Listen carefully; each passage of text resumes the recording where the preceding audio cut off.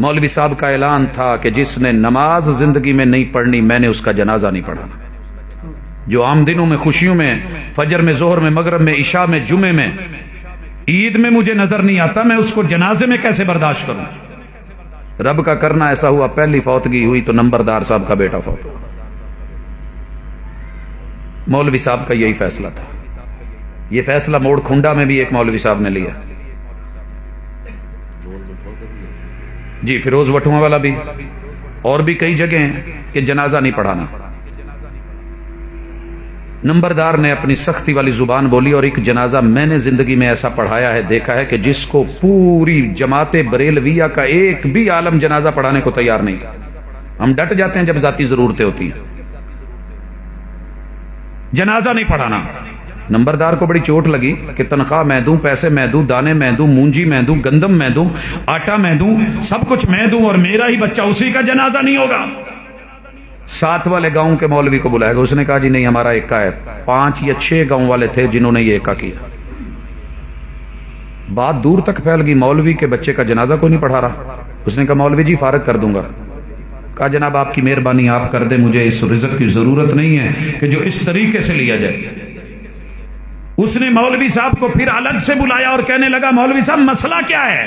कहा वही जो आज तक सुनाता रहा और आपके कान पे जूं नहीं रेंगी कि जो रब का नहीं वो सबका नहीं, जो आम दिनों में नमाजी नहीं, हम उसके ऊपर ठेका तो नहीं उठाया कि हम भी पढ़ें। कहा अल्लाह के लिए किसी ना किसी तरीके से इसका पढ़ा दो, मैं आगे बंदोबस्त करता हूं। कहने लगे जी मैं तो नहीं पढ़ाना, बाहरों को लाओ।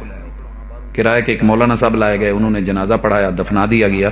नंबरदार साहब ने ऐलान कर दिया कि कोई भी बंदा जो नमाज के वक्त मुझे कारोबार में, घर में दाएं बाएं बैठा नजर आ गया, मस्जिद में नजर ना आया, कल को हमने उसका जनाजा नहीं पढ़ाना और फिर उसकी खैर नहीं। पूरी पट्टी नमाजी बनी।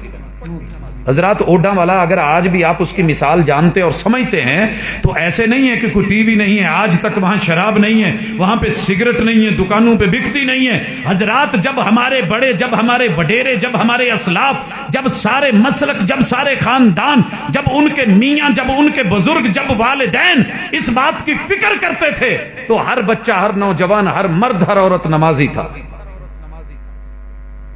जब से हमने ढीले दिए ना, चलो कोई गल नहीं, बच्चे ने बड़े होके पढ़ लेंगे, अच्छा कोई बात नहीं, हो जाएगा, ठीक है, फिर क्या हुआ हजरात? फिर उस वक्त से ये ढीले मिली हैं और ये मसाइल बने हैं।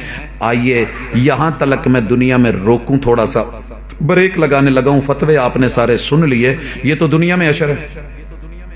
अगर जिंदगी में ये आदमी बेनमाज है, ये अपनी बेटी का वली नहीं बन सकता। वलन यजअलल्लाहु लिल काफिरीना अलल मुमिनीना सबीला।